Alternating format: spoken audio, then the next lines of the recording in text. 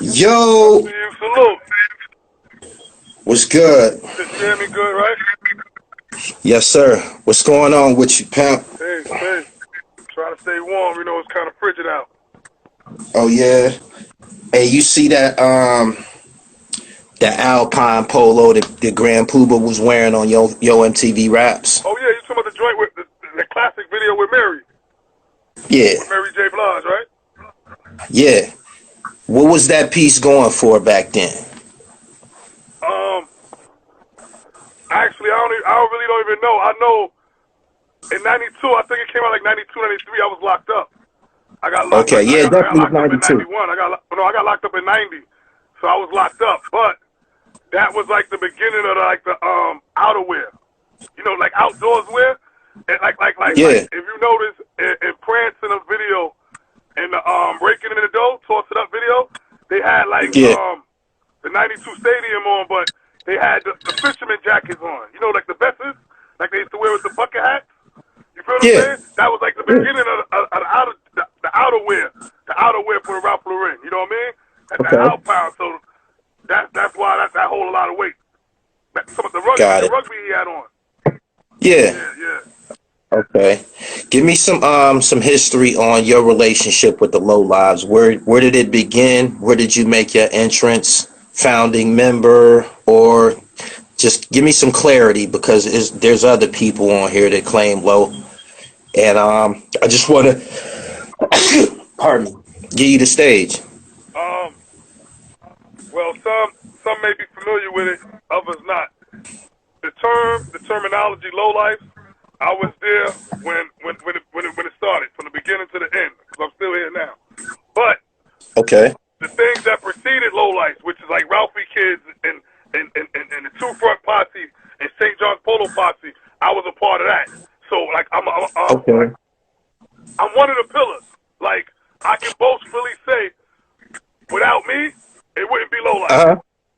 Okay, so you said before there was an actual crew called LowLife, there was already the Ralphie's Kids and Marcus, Yes. the guys in Marcus Garvey Village. Yes. Like it was already sections and little cliques and groups that did the same thing that we did. You know what I mean? Like mainly shoplift, booths. You know what I mean? Deal with garments. Right, But right. we came together at one time. But before we merged together, it was the Crown Heights section. You feel what I'm saying? And that's Yeah. St. John's and Utica. I'm a Ralphie kid. So my elders, salute. Yeah. I see them two L's up there. You know what I mean? My elders, G. George and all of them. Before they labeled or called us Ralphie kids, they was a two front posse. You feel what I'm saying? Like all of them wore two fronts, and then it transformed to St. John's Polo Posse. Okay. I explained this before, and I think this is the most convenient way for people to really comprehend it and grasp it. I like to call it the caterpillar effect, because we know things go through metaphors or go through changes, and it may take on different names or different attributes, but it's still one of the same. You feel what I'm saying? Right. So Right. that's when people come in with, I love to say, divide and conquer. You know what I mean? Like the powers that be, and the psychological effect to make us think that we're not one of the same, we different. You feel what I'm saying? So Right. looking from that aspect, we still all one. But I know the technical stages that we've been through. I know and understand that even though I learned this from an academic point of view, but I knew it going through trial and error, living a life that the past make the present and the present make the future.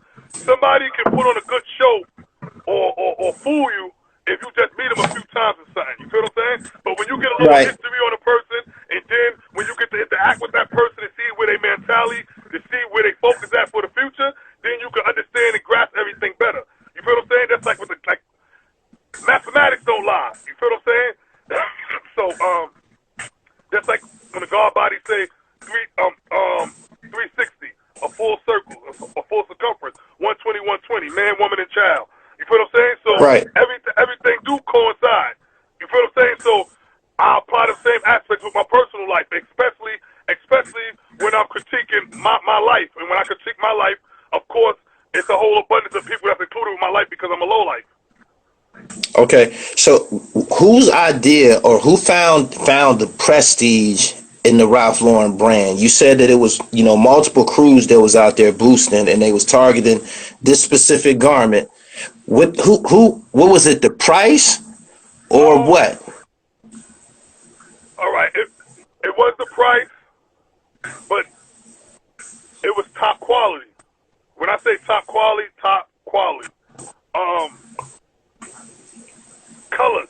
Like, all right, we're about the same age. If you notice, in the beginning stages of hip hop, everything was like black and white. When I say black and white, meaning like even the color shirts we had, remember when people was young, they used to put the letters on their shirts. You go get Gully TV printed on your shirt. Everything was black and white. Even the stonewashed pants with bleached pants. But when Ralph Lauren came out, everything was multicolored. You know what I mean? Everything was vibrant. A whole bunch of colors, rich.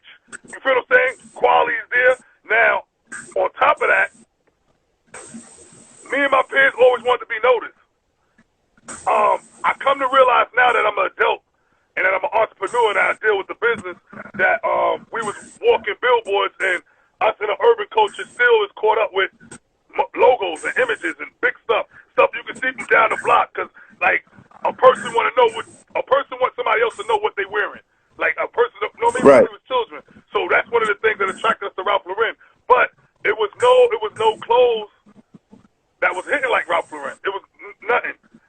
When I say and I don't fuck with Ralphie now. You feel what I'm saying? But just to keep it authentic, he set the trend in a fashion sense. Things that Versace copied off of. Silk crowns was ages ago. Silk shirts with that was ages ago.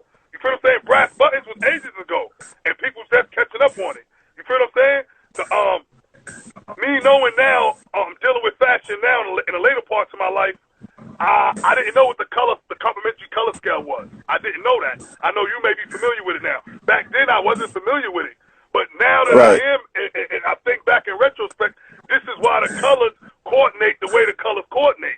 You feel what I'm saying? But when you don't have no sense of nothing, you feel what I'm saying? So us as kids, all we seen is the most beamers, the most flyest shit. You feel what I'm saying? Because nothing was flyer than that. Nothing. And nobody did it on a large scale. It was people wearing Ralph Lauren. But on a large scale, in abundance, nobody done it like us. In abundance, on a large scale. We set the trend. One of the controversy things in our culture and in the hip-hop culture is, did hip-hop take Ralph Lauren to the next level? Or did urban America, which is the streets, take Ralph Lauren to the next level? That famous jump off that I really don't like, Complex, Horsepower, that's what they try to depict in that narrative and that storyline that hip-hop took it to the next stage. I beg to differ. Grand Puba, Big Daddy Kane, whoever else, they wore that because LowLifes wore that. Us, the streets. That's unrenowned, factual. You feel what I'm saying? Right. People that's even not familiar with our culture or our lifestyle, this common sense to tell them this, right?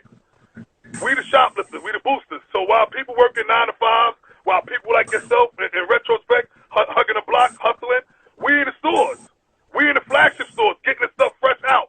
So while you don't got time to shop, while this person don't got time to be in Midtown or downtown in Fairmont or something because they in the hood, we down there getting it, Right. we bringing it to the hood.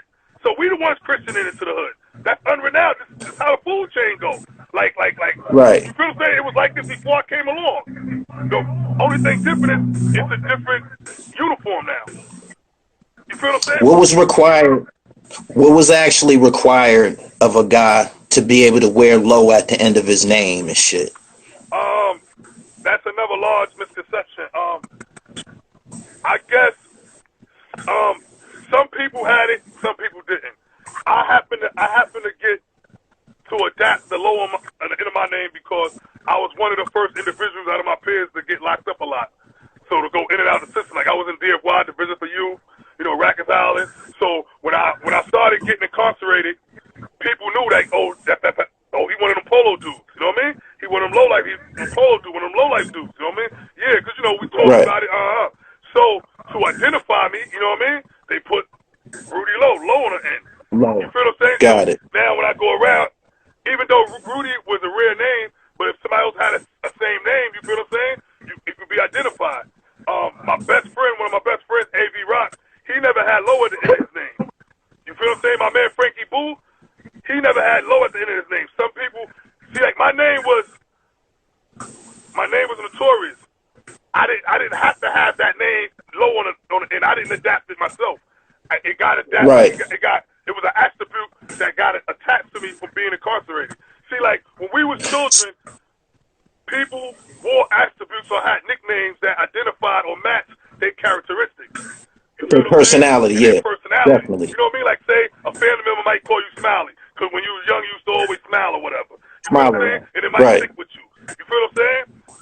But nowadays, I don't know, it's backwards. The same way, like, with the hip-hop thing, when I get back to that. Now, people use a lot of adjectives and shit. You know what I mean? Like, they can be murder, death, kill, but never done none of that. You feel what I'm saying? So, for that to be the clothes of choice, wasn't by design. Now, the LowLife name, like I said, a lot of people never had the low on the end of their name. So it wasn't really nothing required. We wasn't a gang. A lot of people be thinking we was a gang. It wasn't no initiation. It was an unwritten rule that you got to get money. You feel what I'm saying? We all got money. Y'all was doing smash and grabs though, right? As a team. Oh yeah. But we done that. That's gang shit. Listen. A gang got rules and regulations. A gang got okay. Command. A gang got. It was no leader. It was people that was more popular in certain stuff. You feel what I'm saying? Because people know there's expertise in that, but you never had to do no specific stuff. But you had to get money because we all got money. You feel what I'm saying? You had to get money. You had to be fly. Like none of us. You can't be a bum ass nigga saying. Got it. Oh shit, breaking up. Yeah. Good. The call keep trying to go through, bro. I'm good. Who was some of the best dressed? Who was some of the best dressed amongst y'all? Who was known to throw it on and shit? Because like as time progressed, y'all wasn't just wearing polo, y'all was wearing Fila, y'all was wearing like I think Coca-Cola and shit. Like y'all was wearing the fly shit. Like who? Of course. The triple OG G George. He's still one of the flyers. You know what I mean, Georgie. He puts it down. Georgie and Dollar. I can say they Christian the preppy look, like the preppy look. You know what I mean? Cardigans, boat shoes. You know, like moccasins. You know what I mean? Yeah. Like that. Khakis, Dockers. Yeah. You feel what I'm saying? Eddie Bauer. Right. All right, Georgie, Dollar. Oh, most definite. Without a doubt, my man B-Bob, boostin Boblo. And I'm speaking about longevity. Longevity. Okay. Always well coordinated, always fly. Beck, I gotta give it up. Beck Live, original LowLife. He always been fly, like top of the line. He put it together, took him out well, put it together well. Of course, I gotta give it up, Thurston, Big Low. You know what I mean?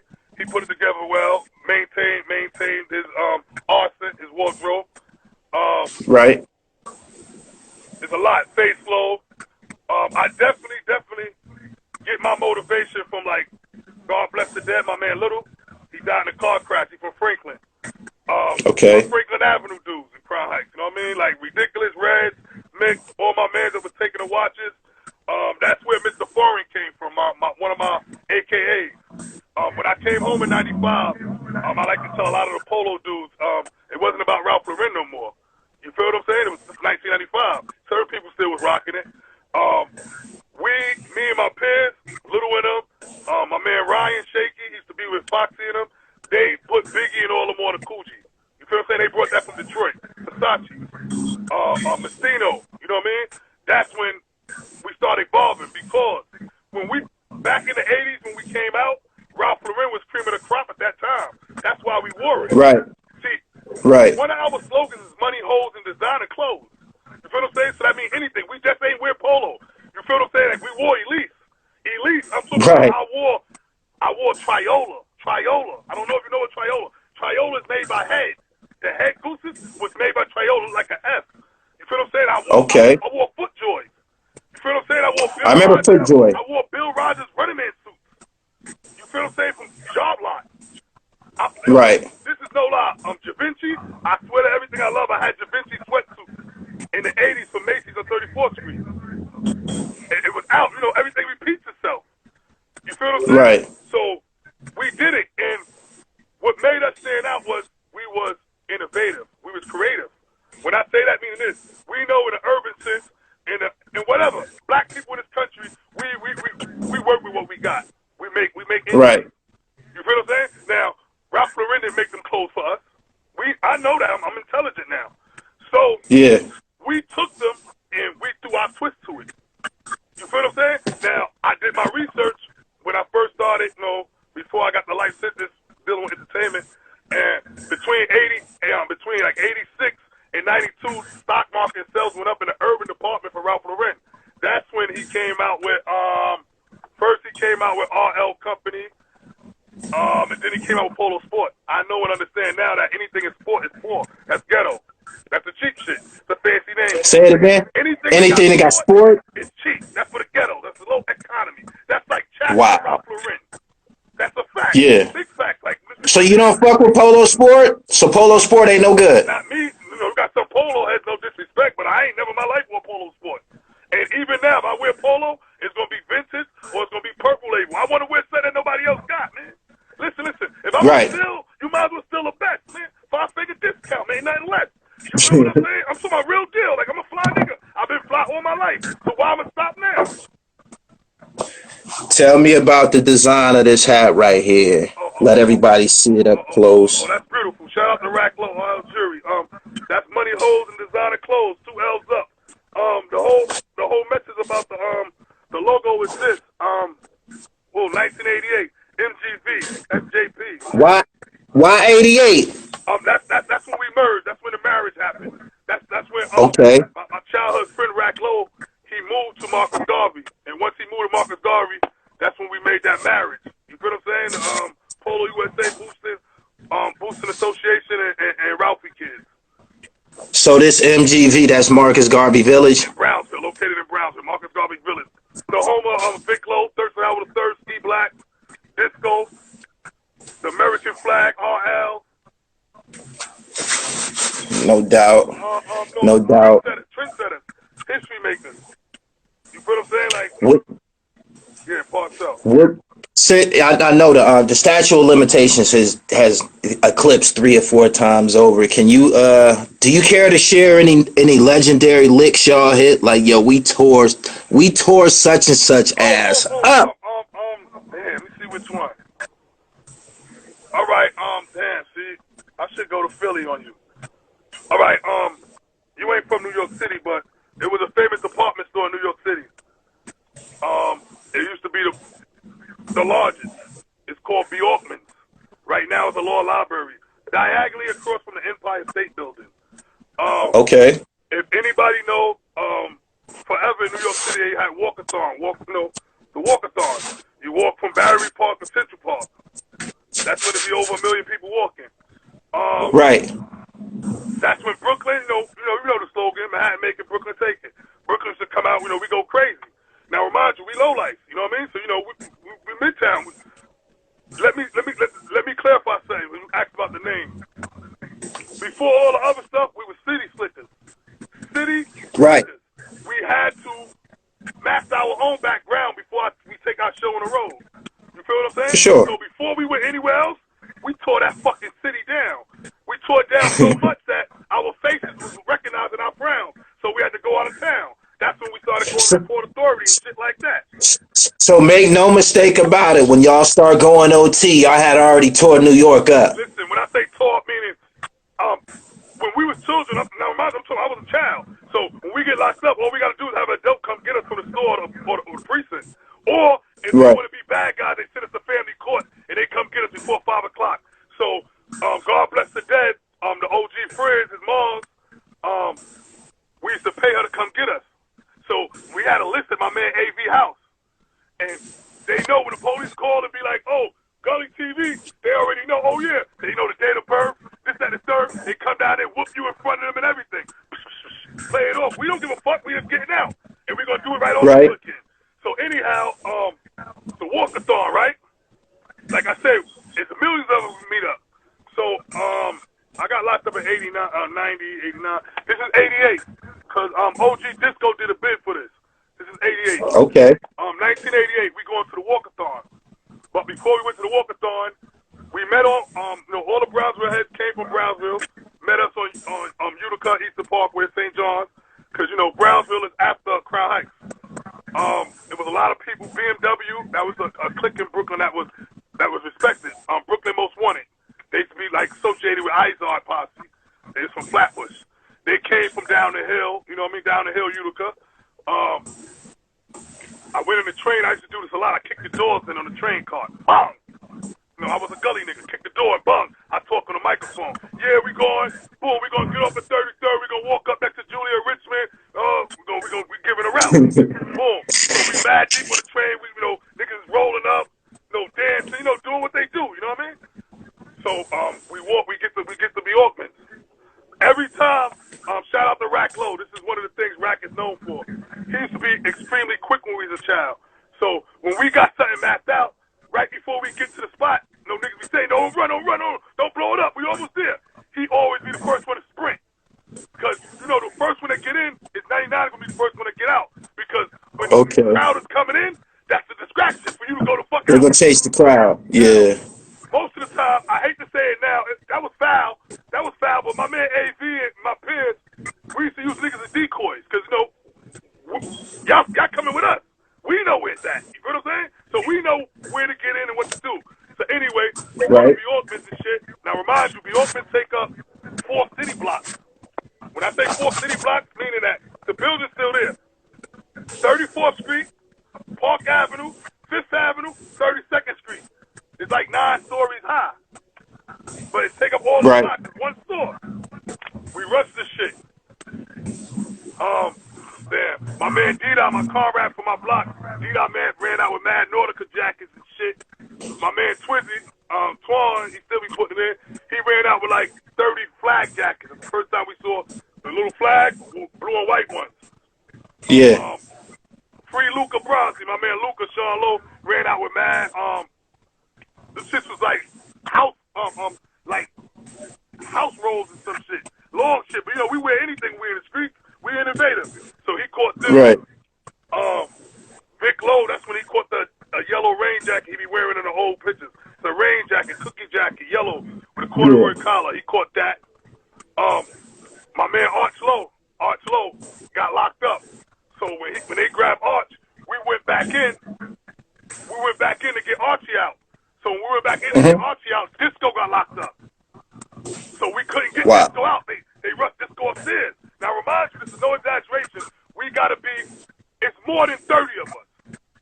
Right. It might be more, but I guarantee it's 30 of us. Remember, keep in mind it's the walkathon, and we all ganged up from different sections. So what we did was we broke every fucking window in Bjorkman. I swear to everything we love, but they ain't let Disco out. We didn't know that we making it rough for him. We just mad. Shout out to Clay Black. Claiborne caught 4, 8, 12, 16, 32 Gucci bags. And I can vividly remember because I got a photographic memory. Besides that, I cut the bags with my razor. Because if you remember, they used to have big metal things on the counter. And it was 4 bags on each thing.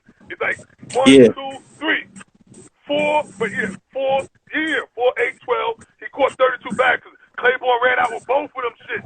Like put him on his arm, and he made it away with it. And I cut the bag with the razor to get him off, because we don't got the key to take it off. So mind you, we get it quick. So I cut that shit right there, and that's how Clay got away with the bag.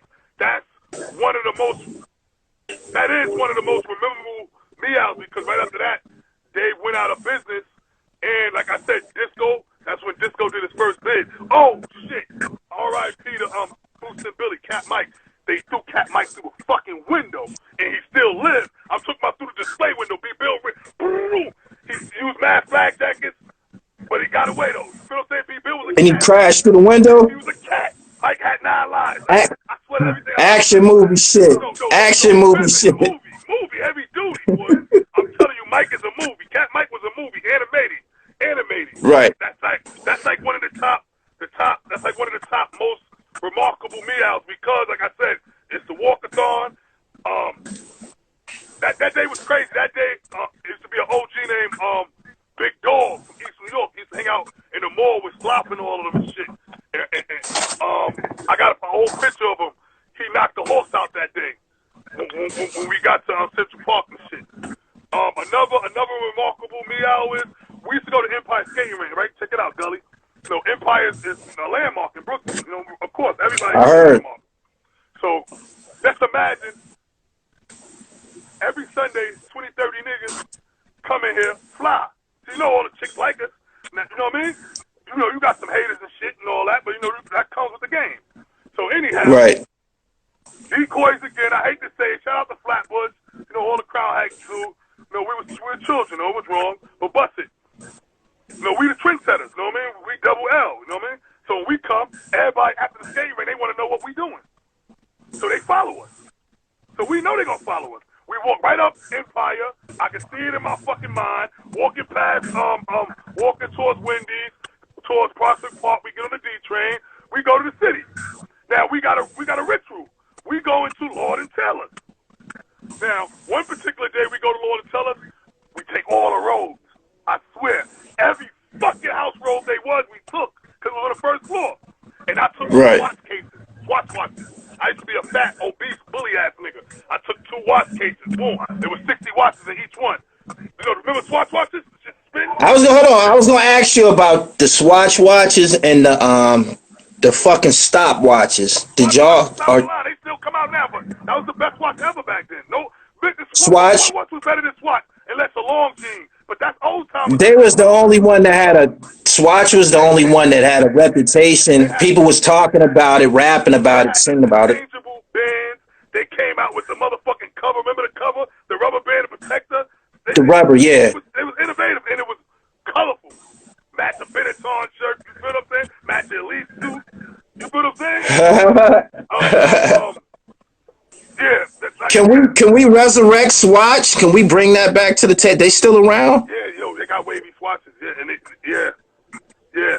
got a swatch. Yeah. They got a swatch store in Soho. Yeah. So this particular caper, I've seen over the years. I've seen in the movie Paid in Full. They had shout out B-Ball. They had a scene in Paid in Full of Cameron at the rooftop when he was playing Alpo, and he had on a bathrobe. Is that the whole bathrobe thing? I think Ghostface was rocking them too, but the whole bathrobe thing. Shout out to Wu-Tang.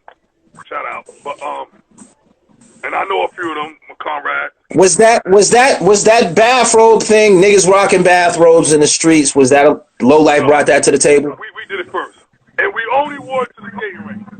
And listen, see, let me explain something to you, right, Gully? And for the new LowLife dudes, this is for the new era.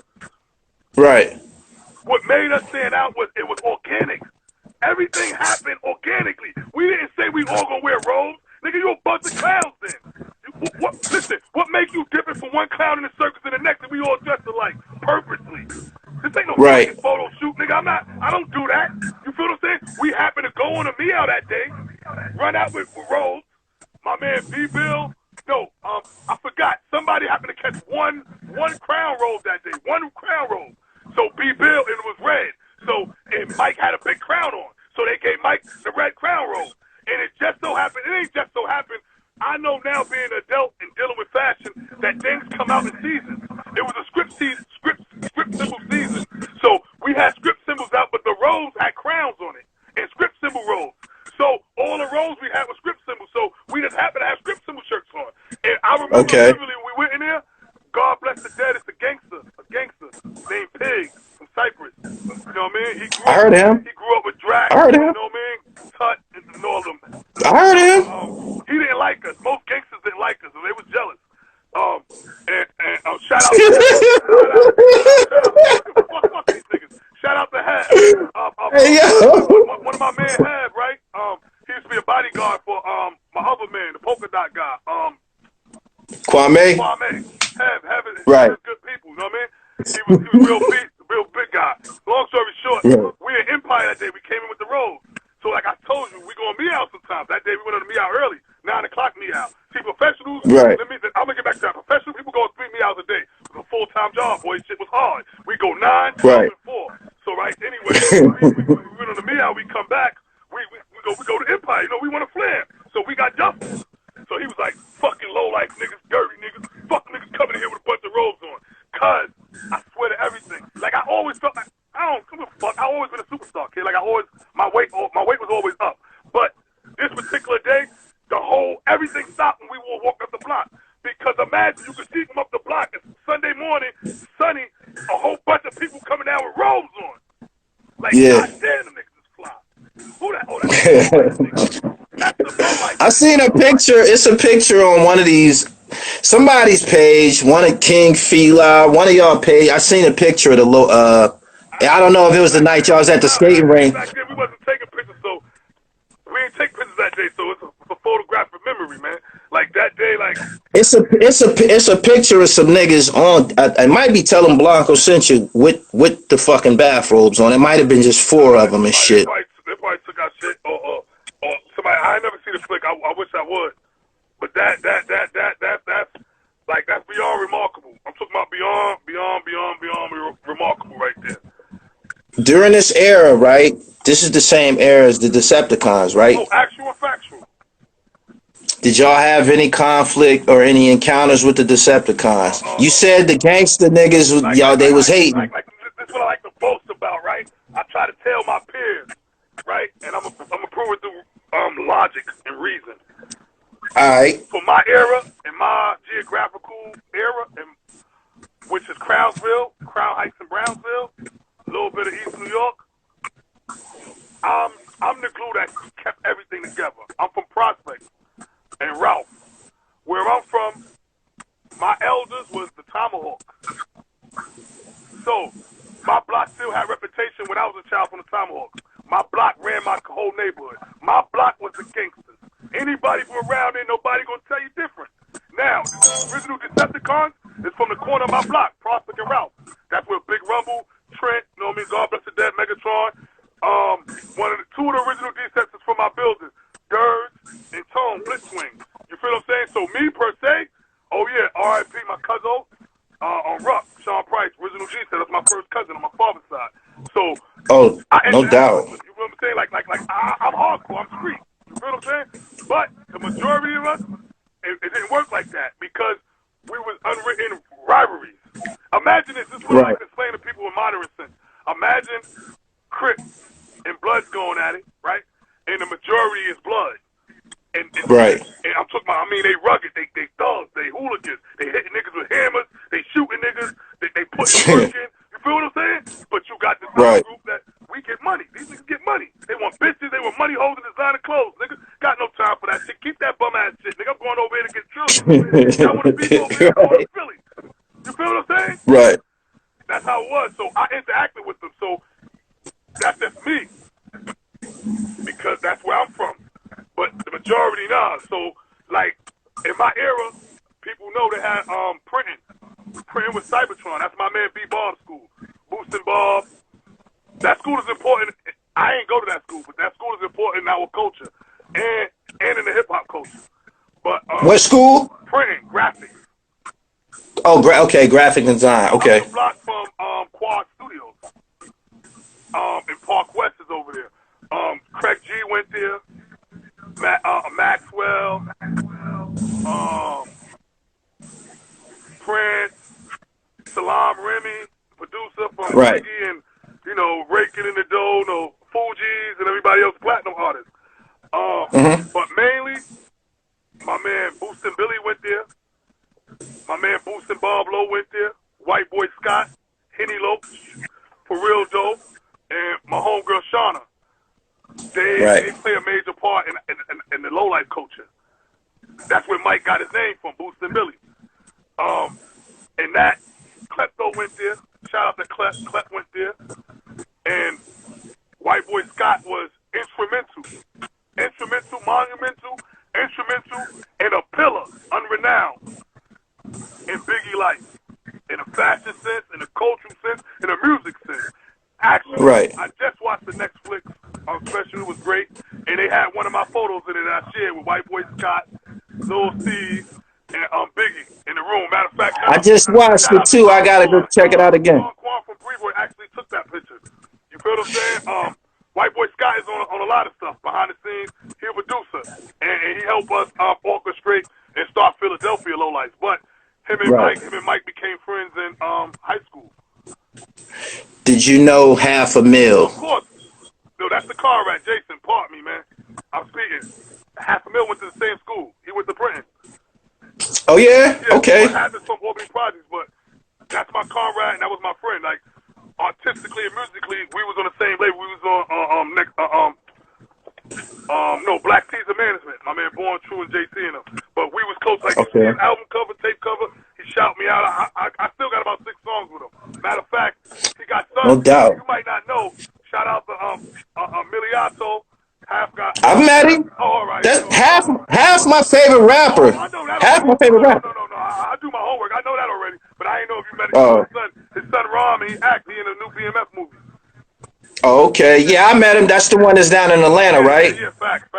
Yeah, I met him. But yeah, that's crazy. Half 2 L's up, half LowLife, but he was like, to me, one of the most talented because he knew how to do multi-thing. He knew how to produce. He knew how to chat. He knew how to rap. Right. Like it was unlimited. You know, the guard was swift. Growing up, this from research, or maybe I heard it in the story. Sean Price was a gang leader growing up, right? Not a gang leader. Well, you could say that. And when you say that, let me talk clarification. Remember in the beginning when I said I always like to go back to the past, present, and future? I'm organic. I'm a trendsetter. I'm the fucking beginning, kid. Right. I'm the beginning. Matter of fact, a few days ago, I just put a picture up with the OG Rumble. It was his birthday. That's the comrade. Big Rumble. Okay. You know what I mean? It was his birthday.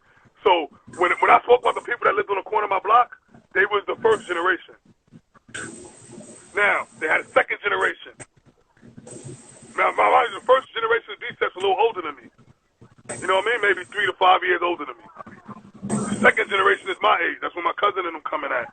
My man Killer from Fort Greene, Rumble. They was the Killercons. So yeah, okay. You could say the second generation and all that. You could say that. You could say that respectfully. So he was a D-Sep? Yeah. Yeah, he turned Sean Blood. Price. He was associated with Bloods later on from the comrade blood sport and all that. But yeah, he was a D-Sep. Without a doubt. That's why everything you see the logos on, he's the most popular D-Sep.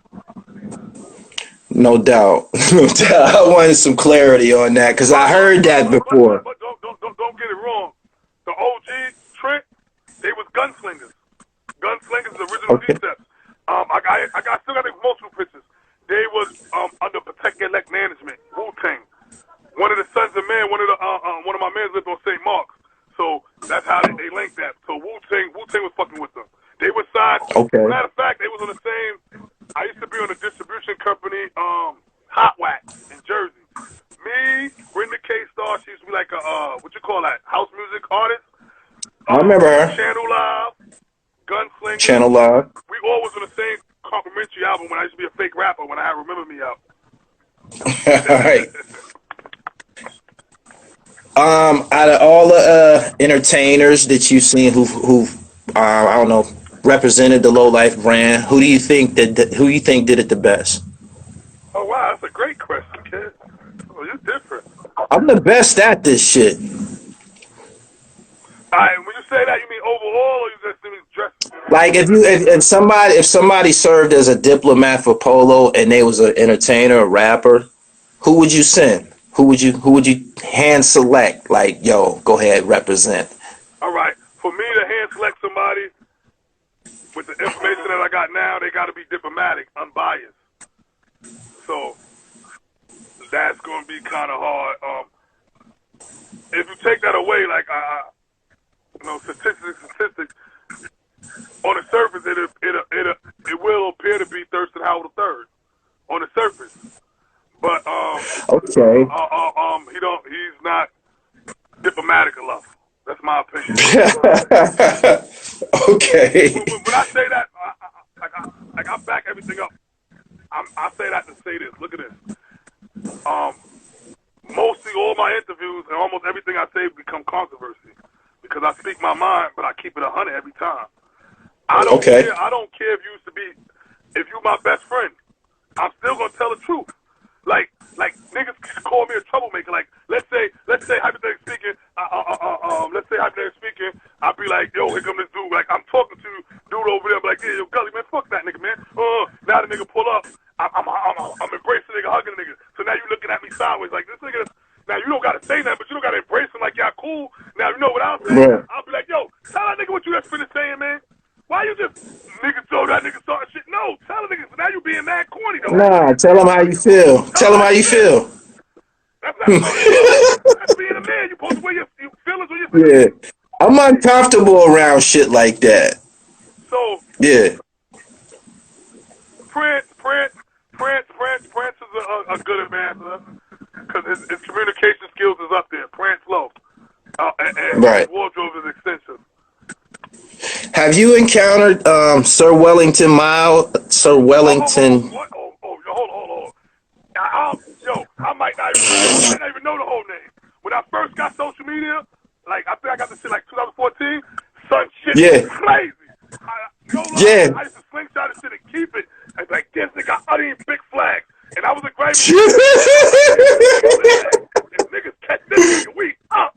Like, whoa. Yeah. No, he wanted to flash niggas out of met. He calmed down over the years. That's what I was yeah. Like, I'm about to blow it up anyway. That's when I first came home. Shout out to the OG, Carvel the Great one of my peers. Yeah. Everybody used to be like, yo, them LowLife niggas, them niggas making them shit fake Polo. How them niggas got all that fly shit is crispy? I was like, yo, y'all niggas hating, man. Them niggas just fly. Them niggas just probably get their shit for France and But come to find out, a lot of shit was duplicated and amputated. It wasn't. No doubt. But yeah, okay. I'm hit the son wavy. Yeah. I've been following for a minute. I'm real meticulous about vintage pieces and shit. When I encounter him, I was like, whoa. Like, you don't see him. He don't put no bullshit, no regular. Like that's what I mean when I say if I'm gonna wear Polo, it gotta be the stuff Post or Purple Label. Where a sweater costs $1,000, $2,000, so everybody ain't walking around with this shit. See, I sent him a headband before. He got so much. He got so much shit. I had so much everything. I had this Fila ski joint, headband joint. I sent it to him. I said, man, you should have this, my nigga, because you got the whole. He can start a museum for real. It should be looking like the OG Georgie crib. When we was young, Georgie used to have every big flag going around and shit, hanging up around and shit. This shit look bananas. Out of all the boroughs. Yo, my bag, man, I fucked up. Remember you asked the question out of all entertainers? Yeah. Fuck that. The ambassador gotta be boosting Kev Low, R.I.P., man. Nobody go above boosting Kev Low. Kev Low? Boosting Kev Low. He's the first LowLife booster rapper. Okay. The first one. And what makes it more historic, he's from Roosevelt, even though he used to be in Kingsborough, right? He stole every piece of equipment. Every fucking piece of equipment he stole. Everything he produced. Everything he wrote. The video he directed. No doubt. Self-made. Like Star Focus. Everybody know who he is. Was y'all running through Albee Square? Was there Polo spots to steal? I mean, was there licks to hit on Albee Square? Albee Square was waste of time. Jury and regular shit. We don't wear them clothes in there. That's like Just I like to say drug dealer clothes. I never wore drug dealer clothes. If you wanted to look like a drug dealer, go to Albee Square. Yeah, that's that bum ass fly shit like Tiger say. Like I'm a foreign nigga. Like I'm exclusive, man. I gotta be different. I gotta stand out. Right. I seen did you see the Haitian Polo documentary? Oh yeah. I like him. Yeah, I saw it. I had an interview with him. Why did I thought that was interesting. Why do you think that the Haitian body of people in Brooklyn was so attracted to the Polo brand? Lovely. Yo, you really a jerk? journalist. You know that? Yeah, I do this shit to death. I love it. All right. No, I love it. I love it. This is one of the things that my peers disagree with. I socialize, I identify with Haitians and West Indians. I'm an American all my life, but I'm a fake Jamaican. That's where Mr. Fire comes from. You see? We grew up in Crown Heights, Troy Avenue, connected to Utica. But they the underdogs. That's who the LowLifes was. We started doing what we did because of the hardship of our environment, our immediate household. We did it for survival. Right. That's where I relate with them. The Haitians came over here, they was the underdogs.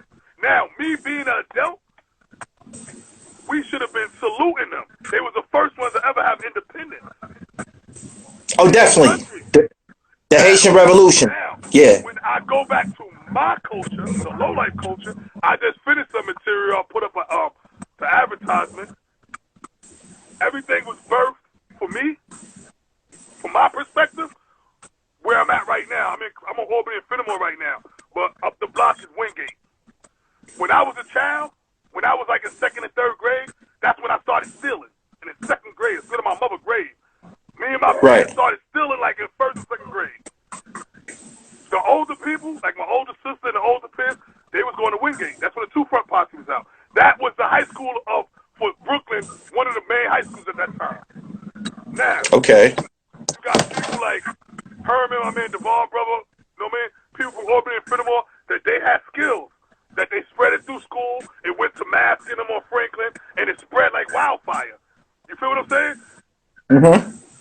And then it spread over in Crown Heights, and it spread everywhere else. It's the same way like hip-hop. Like, people don't understand, intelligent people know, or informative people know that West Indian music and reggae is a fucking part of hip-hop. You can't have none of that shit without hip-hop. And all that's related back to the motherland. Africa, rhythm, blues.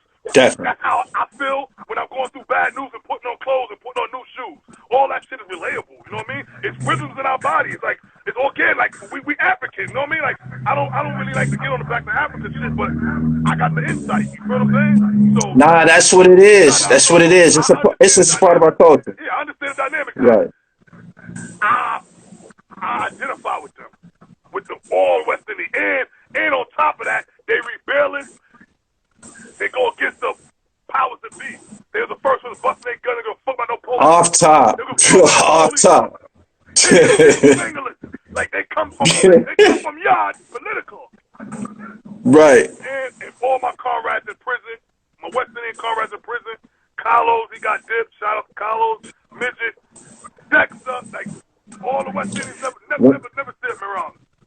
When y'all would catch a case and go to Rikers Island or go up north, y'all continue to rock polo in the institutions. Yo, let me give you a little insight, right? I got a picture on my page. I got a yellow and blue hood on with some white New Balance pants. All that jewelry I had on, I was in a gym on Rikers Island. I looked like Outpo in the drug dealers. I had a big Bengal on, a high rise. Tag me to that. I want to see that joint, yo. I cut police when I was on Rikers Island 90. My weight was up like I'm a bully. Like most of my peers couldn't do that. Remind you, when I came to jail, niggas was still getting robbed for BBDs, kid. Yeah. But no, I had big flags on the island. Listen, when you a LowLife nigga, you can't have nothing else. What else you got? Your mother don't got You was running around with these? You had these in population? Yeah, nah, they can't. Come on, that's nice. Niggas wear R's on the island, kid. Like, think about this. This is one I'm gonna give. And none of the jail niggas ever hit this, because they wasn't back there with me back then. They wasn't doing this. They couldn't do this. Only like niggas like Glaze and them couldn't do that, but the other new niggas couldn't do this. When I was on the island in 90, the phones was free. You could call anywhere in the United States, anytime, and a three-way. Right. And a three-way. You gotta use no code. You don't gotta be no fence. You don't gotta ask nobody nothing. Everybody, whoever get on the phone, I can call you in Philly, 216, and be like, hold on, let me call my man in Miami. And we all be on the phone. Unextended. Ain't no clicks, it ain't cutting off. You can stay on that shit 8 to 8 if your nuts hang. If you bang, you feel what I'm saying? Right. So imagine doing that. So of course, like, and remember, all my jail pictures, like any documentary I ever did, I got mad jail pictures. All my shit, I got big flags on. Nigga, I had both Jacksons on with a fucking Sergeant Sadini suit on.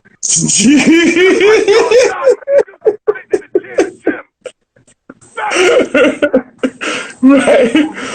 All the fat cat drug dealers was wearing that shit. I wasn't a drug I don't think Shoplifter. people. I was a I don't think people on the outside, they have no idea how intense that fashion thing is in institutions. Like they have no idea. like I got flicks on my page. Like I don't know, I'm a fly nigga. Like Just so they know, a lot of that money that y'all sent to the penitentiary for food, we bought clothes. Black We Madonna. bought sneakers. We bought sneakers. When I had the life, I did 9 years. I had my cart, my wood grain, and my Cartier watch. The whole 9 years. And I put my cart. I was in Clinton. Nigga can fish yourself. Put my shit in Clinton, go to the yard 1 to 9, and come back. Nigga ain't sneak thieving my shit. So you said you had a will? Huh? You had a life sentence before? Oh, factual. I thought you did the research. Yeah, facts. In Penn, I didn't know that. In Pennsylvania, we call that wills. Oh yeah, I had life. So you had I had life, but I advocated for myself to get free. I did it pro se. Like my name, one of my nicknames, Esquire. I'm on fire. No doubt. Like, you can Google it. No doubt. And actually, No doubt. I won my bill in the first stage in the second apartment, so it was like 1 out of a million, and I did it in 15 minutes in an oral argument. Okay, so what issues did you raise? I was innovative. I was crafty. I raised lesser included offense thereof. A lesser included offense thereof is this, people. I'm explaining to you. You can't commit one act without committing the other. Meaning this. You can't commit a robbery without committing a larceny. See, you can rob somebody for $1 million, you can rob somebody for a penny. The value don't mean nothing. That doesn't mean something when it comes to larceny and grand larceny. It's still a robbery. The underlying offense is still robbery. Forcefully property taken from the owner thereof. You feel what I'm saying? So now, I had robbery in the first degree. Okay. Usually when you go one level down, let's include offenses after everybody heard the reason review of evidence, whoever is the fact finder, you know, with me I went to a jury. If you go to a jury or a judge trial, whoever was the fact finder after they hear all the facts, you can request a lesser included offense. So robbery in the first, you know, robbery in the second, robbery in the third, then grand larceny, petty larceny.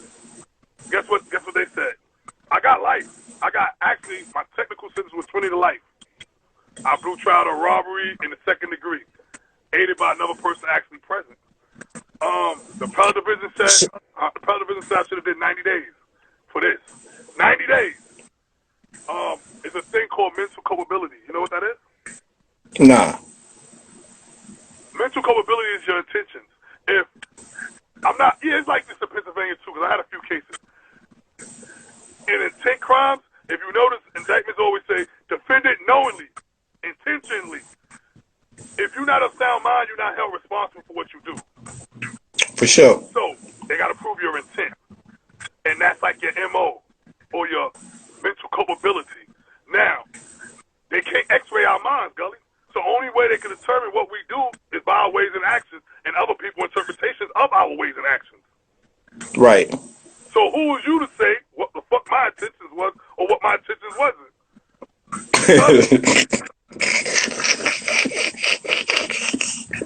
And that's right. They throw the tip in front of it. So like, what I did was I set a precedent. I'll be pronouncing the shit wrong because I used to have a speech problem. But what I did, nobody else did. I went 5 levels down. Nobody never did that in the history of New York State. So, like I always brag and boast, like when I was in jail, tell niggas I was a fake rapper, but I had records out.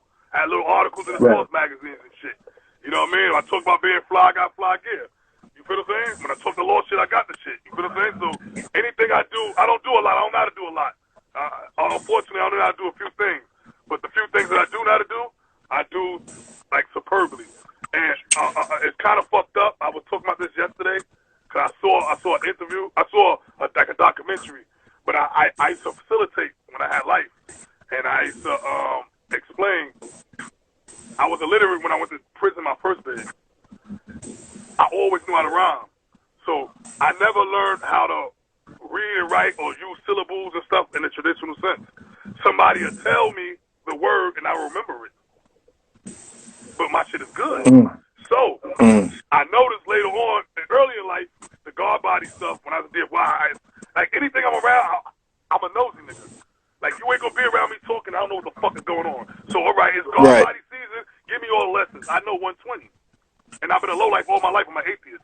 So anyway, I knew from the lessons, a lot of people was not educated in the traditional sense, but because the love for the 5%, the love for the lessons, and they drive, they memorize it. The same thing with blood. Right. The same thing with people organization, the same thing with people with hip hop. So I saw an interview recently yesterday when they say a lot of people they say special or slow, a lot of them, I forgot the name of the part of the brain they use, a lot of them, that's why a lot of them know how to music. They remember music and they remember other stuff a lot because they use that part of the brain.